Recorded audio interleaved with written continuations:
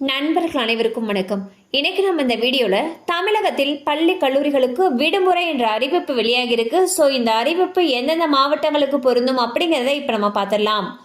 தமிழகத்தை பொறுத்தவரையில் அரசு விடுமுறைகள் அறிவிக்கப்பட்டாலும் ஒவ்வொரு மாவட்டத்திலும் பிரசித்தி பெற்ற கோவில் பண்டிகைகளின் பொழுது உள்ளூர் விடுமுறை அறிவிக்கப்படுவது வழக்கம்.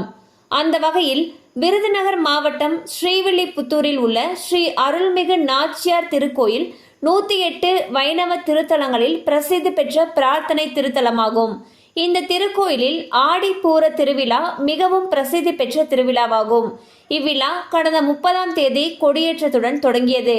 இந்த மாதம் 7ஆம் தேதி வரை இந்த திருவிழா நடைபெறுகிறது. மேலும் இங்கு ஆகஸ்ட் 7ஆம் தேதியான புதன்கிழமை அன்று திருத்தேரோட்டம் நடைபெற உள்ளது.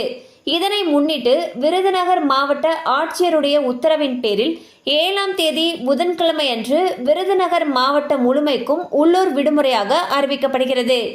இதனை ஈடு செய்யும் விதமாக இந்த மாதம் 3வது சனிக்கிழமையான 17ஆம் தேதியன்று பணி நாளாக அறிவிக்கப்பட்டு உத்தரவிடப்பட்டுள்ளது.